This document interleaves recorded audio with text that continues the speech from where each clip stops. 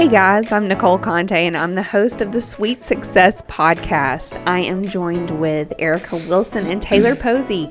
Erica is a therapist at the Olive Branch Counseling Center, and Taylar is a life coach at 4031 Life Coaching and Consulting. Right, Taylar? Yes, Nicole. That is what I do. These girls are amazing. They're going to give us some practical help with things that we all deal with. Anything mental health related, we're going to talk about it and kind of break down what's going on. Help everybody to know that it's okay to not be okay, right? That's right. Now, some of the topics we cover are a little lighter, some of them a little heavier. I think today's topic could be a little bit heavier, but we're going to talk about intrusive thoughts. I need to know, now look, don't laugh about this, y'all, but I saw a TikTok recently about intrusive thoughts, and I had never heard them named, those kind of thoughts named before. Really? Right? No, I hadn't. And so when I was like, hey, I've had those before, right? Yeah. And it was made to be like a lighthearted, funny video, but I was like, that's real, right? So real. It was like a mom thing where is my child breathing in the crib? That's that kind right. of thing, Yeah, you know? that's right. So that was my first Yes. So tell us, for anyone else that may be not aware, or maybe they are aware, what are intrusive thoughts? So most of the disorders that have intrusive thoughts are generalized anxiety disorder, depression, or obsessive compulsive disorder. However, anybody can have an intrusive thought. Like you were saying, a mom who's constantly up at night wondering if their child is breathing. We joke about it, we talk about it because it's so common for moms to feel that way. But it is an unwanted thought, is what an intrusive thought is. And when we say it's intrusive, it's because it's flooding your brain. You don't want the thought, and sometimes you can't make the thought go away until you do something about it. So, for example, if you are fearing that your child isn't breathing at night, what do? You go into their room, check to see that they're breathing, and you feel better. Right. And that is what I see a lot in practice with my clients, is these intrusive thoughts. Most of these clients do have an anxiety disorder or depression or OCD, and where these thoughts are flooded into their brain, they haven't learned how to control them. And what we need to know about these thoughts is that they are just a thought, and they will flee. They will go away if we let them. When we focus on them too much, that's when we start seeing lots of different things happening in our behaviors, in our own behaviors. And there are lots of different types of intrusive thoughts. But the three biggest ones that we talk about in therapy, and then Taylar, you may have some insight on them. The three biggest ones that are talked about in therapy are the sexual intrusive thoughts, violent intrusive thoughts, or negative intrusive thoughts. So those are the three big ones. The two biggest ones that we hear most commonly are the negative thoughts and the violent thoughts. And then we can go into detail a little bit more about what each one of those are too, because I do feel as though everyone might want to know what each thought is and what one might carry. I think so. I mean, Right. I think I will. So you think negative and violent are the most common, right? So give me some examples of let's start with the violent thoughts then. Violent, I think, comes from a lot of postpartum. I hear a lot of that in my practice. Yeah, I have two boys, so I will say I did not deal with postpartum depression, but I dealt with baby blues. I would cry at the drop of a dime. I was just very emotional. Your hormones are kind of out of whack. So I'll be honest, unfortunately, we've had some younger children in our family that have passed away. So after I had my boys, I really did think oh my gosh, what if something happens? And like you said, Nicole, just from even watching that TikTok, those intrusive thoughts of my baby's not breathing, what if somebody comes and gets him in the middle of the night? And as crazy as they sound now, at that moment, it was real. Right. It was those thoughts and those feelings that people have, especially right after, having a child, are very real because, number one, again, your hormones are not balanced quite yet, and just watching the news or watching something on TV, watching a TikTok, or just things maybe that you've experienced in your past, you can truly lead yourself to believe that maybe somebody's out to harm you or your child, or maybe they're just going to die of natural causes in their crib. Prime example. When I had my second child, I really thought in the middle of the night that if I did not go check on him every 5 minutes, he was going to get out of the crib and walk away. Could the child walk? No. Again. But in my mind, after maybe watching something on TV, or because, now I'm responsible for another human being, that can also be a lot of pressure. Yeah. So the things that we have in our mind, we can make them become a reality almost. But I will say, like Erica has said, a lot of times in therapy, those things are talked about. With life coaching, a lot of the intrusive thoughts that I've heard from my clients are more so, what if I do something and fail? Like, what if I try this and I don't succeed?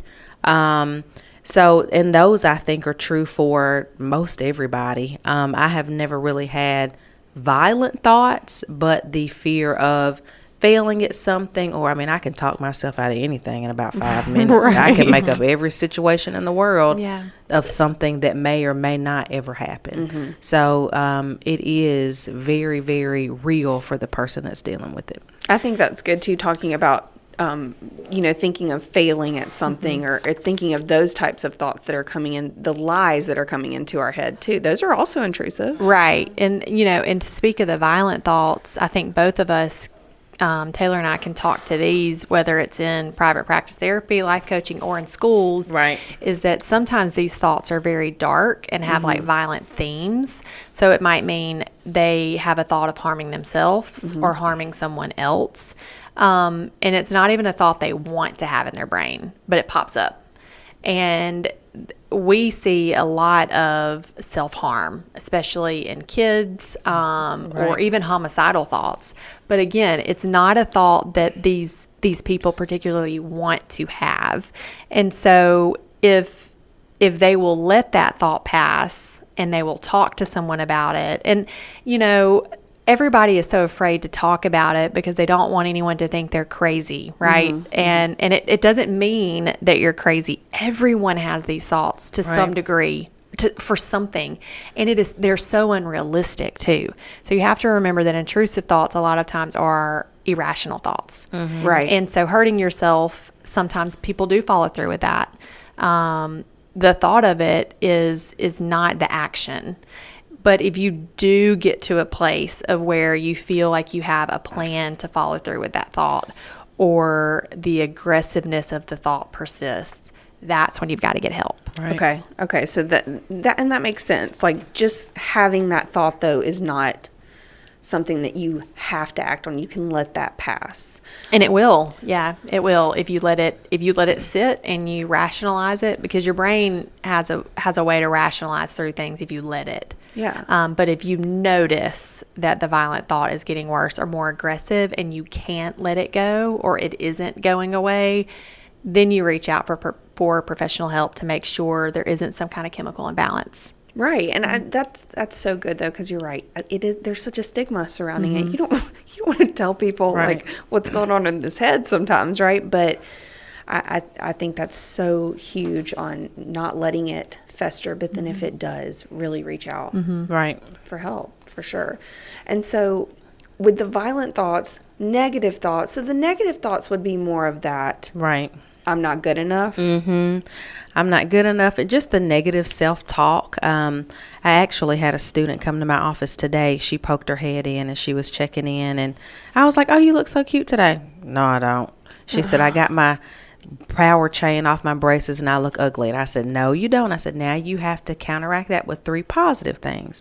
So before she went to class, I had to make her tell me 3 positive things about herself. But I think as a society, and I think we've mentioned this before, just as us growing up, our parents wanting us to be humble and, not be selfish, we have been taught to maybe downplay some of our strengths in a way. And with that, when you're not celebrating yourself, because nobody wants to be braggadocious or boastful, when you're not celebrating those things, you can tend to think, man, I really do suck at this. Yeah. I made a bad grade. I'm never going to bring it back up. So those negative thoughts, I think, are very, very common for most of society. It's just the thought that I'm never going to be good enough to do anything. You know, if I failed at this, I'm always going to be a failure. Yeah. So the negative thoughts are a lot of times what we see in our students at school, and adults, of course, too. Yeah, I mean, think about that in the aspect of motherhood and, you know, all the mistakes that we make raising our children and thinking that complete and utter failure as a mom, when it's so not true. Right. It comes, I think a lot of the negative thoughts come from comparison too. And when we start to feel like we're not good enough, or we start to feel like nothing we do is ever going to measure up, a lot of times it's because our situation has changed or something is happening. We're in a situation that's like uncharted waters. So we start to think negatively either about ourselves or someone else or the situation itself. And if we remind ourselves of everything that we're going through and what that situation is, then we're sitting in that thought. We recognize that this thought is going to pass. And when that situation changes for us, we should notice a difference in that change. But again, with the negative thoughts, if we let those fester a little too much, or if we let those build too much, that's the negative thoughts is where, you know, me as a therapist, where I start to see where depression has crept in, where they've believed the lie for too long, or whether a negative thought has been fed to them from someone else for too long. That's huge. Yeah. And then they come in and they start telling you all of these negative things about themselves, and we're meeting them maybe for the first time, and we see a beautiful person, you know, male, female, beautiful personality, and they don't see that at all. But it's because they have believed it for so long. And that's when you start believing it, and again, if that thought is getting more aggressive, that's when it's time to reach out for help. And again, it is not silly, and it does not make you crazy to feel like you have these thoughts, because everybody does. Again, I can't stress that enough. We all have these intrusive thoughts some way or another, in whatever form. And again, you know, we talked about the three big ones: the sexual thoughts, the violent thoughts, the negative thoughts. And we've just talked about 2 so far. Right. So we all have these thoughts, and there's many more. When you feel the thought and you sit in it and you let it pass, that's fine. If you feel that it's continuing and getting more aggressive and you cannot stop it, it is okay to reach out for help to get through that part, to get through that process. At what point do you guys feel like, let's say I'm having these thoughts, how far do I let it go, I guess, before I feel like now it's time, right? Yeah. Is there a spot? Yeah, and I even tell clients when we first meet, you know, everything is confidential until you tell me something that you're going to hurt yourself or you're going to hurt somebody else. So if you're having these thoughts, and like Erica said, if it goes to the next level of, oh my gosh, I feel like I might give in to this and I might act on it, you need to get some help. Okay. So if you have friends or family members and you know these negative thoughts are even just hindering them from, like, paralyzing them in life, really. If they're hindering them from doing other things, or paralyzing them from even moving forward with goals and moving forward with finishing school or something big in their life, they really need to reach out to a life coach or a counselor, because a lot of what I deal with as a life coach is people that have sometimes talk themselves out of being good at something. They've talked themselves out of moving to the next step. They don't know how to leave this job and go get another one. They don't know how to go beyond what they're so familiar with. They're just stuck in that bubble. They don't know what else to do. But a lot of that comes from maybe something that happened in their past where they were told these negative things over and over, and they just don't have a lot of self-confidence. Yeah. So when it's really hindering you and paralyzing you to where you cannot move on, you really do need to try to seek help. I think it's when you really are feeling overwhelmed with it, and you really are at a point where you don't know what to do. Yeah. I that's when it's time to at least just reach out and say, okay, how do I get rid of this? Yeah. You know? Absolutely. Now, before we move on and kind of talk about what we can do when we are having these thoughts, we talked about violent, negative. just hit on the sexual a little bit, because it's not as common, Right. I would say. Okay. Yeah, so having sexual thoughts is a very natural thing as human beings. When as a therapist, when you talk to someone who has a true fear of, oh my goodness, I had this thought about, so and so, I'm terrified of that. It is just a thought, and if you sit in it and you feel uncomfortable or you fixate on that thought, it may be that you are even making it harder to push that thought away. Mm-hmm. But if you let that thought just pass and accept yourself as a natural human being, there's really no strings attached to that thought. And it is one that's like the elephant in the room that nobody wants to talk about. Right. But we have to remind ourselves that we are human beings. And even experts say that it's best to remind yourself that these are just passing automatic thoughts, mm-hmm. and that they do not define you in any way. I think every male, female should hear about that, just because you had the thought and there was no action to follow through with it. There's no defining who you are for having that. You hear about violent thoughts. You hear about intrusive thoughts. People don't talk about the sexual intrusive unwanted thoughts because they are very terrified to express that. Mm-hmm. Male, female, spouse, it seems as though it's very wrong. And in a lot of ways, it is, especially when you think about religions, thinking about that. But if it's to a point where, again, you're completely overwhelmed with it, you're completely sad about it, you're completely feeling in your emotions, I should not have had that thought. If you let it pass as a human being and you don't fixate on it, you don't have action towards it, it doesn't define who you are as a person, and let that thought just pass and be a thought. Don't make it any more than what it is. Right. It is a thought that is here to visit, and it can leave. I love that. Okay, let's talk about what we can do, though. We need to practically mm-hmm. figure this out, because if we're all out here having these, I love that you call them unwanted thoughts. Mm-hmm. They're unwanted. Right. They're annoying. Get out of my head. What can we do about it, though, y'all? Well, I had a pretty crazy thought, and I know I've kind of shared this with y'all off air, but it was probably a few weeks ago. I was driving past a cemetery, and I thought, what if I got buried alive? And I had this vision of myself being buried in a casket. I could not breathe, and everybody had left me there, and I'm trying to claw myself out. Taylar. And it was terrible.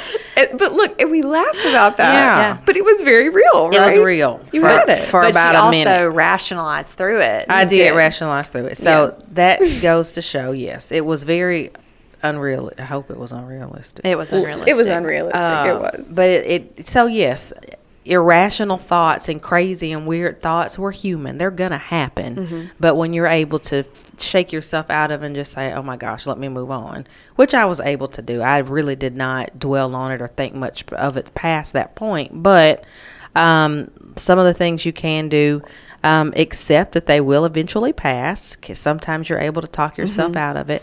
And I think going back to what we've said, if you're not able to realize, man, that's just crazy, let me move on. If it does continue to creep up, yes, you need help. Okay. Luckily, I think most people are able to just say, man, that was just so crazy. That didn't even make any sense. Right.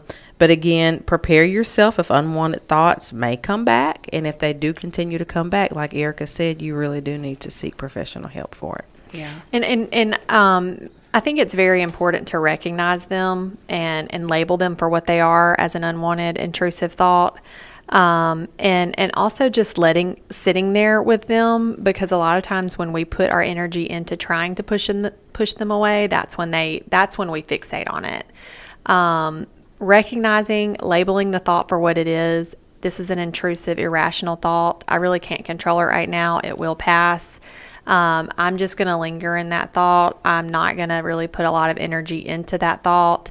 And then also just remembering that at the end of the day, most intrusive thoughts are just junk thoughts. They're nothing. There's nothing real about them. It's not a signal that you really want to act on these thoughts. It's not a red flag that you want to do something with a disturbing thought. But again, if they are continuing to bother you, if they are continuing to creep in and do things to you, or you find yourself wanting to act on the intrusive thought, no matter which kind of thought it is, or if you find yourself not being able to control it and rationalize through it, that's when you need help. But again, these aren't always red flags and significant reminders that you want to do something disturbing.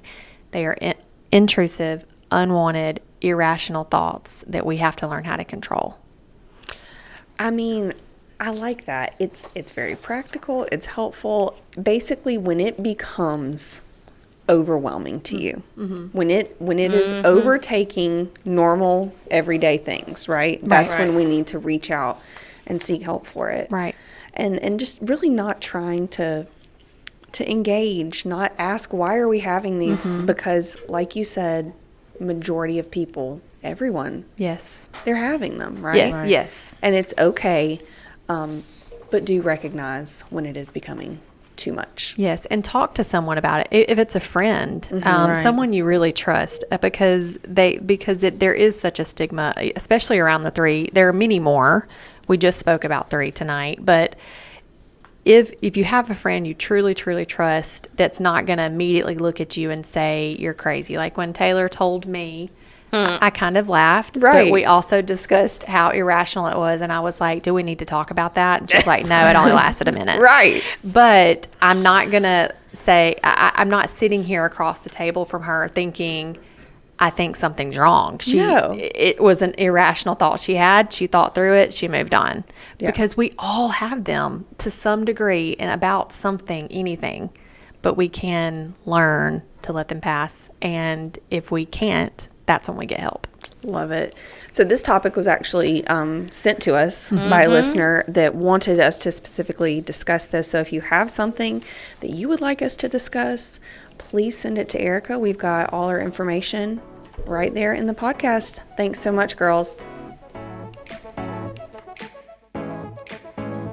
You have been listening to the Sweet Success Podcast with licensed therapist Erica Wilson and certified life coach Taylar Posey.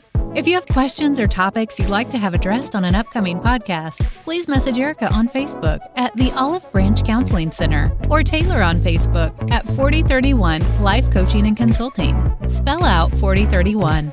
For more information on Erica Wilson and all that she offers, visit theolivebranchcounselingcenter.com.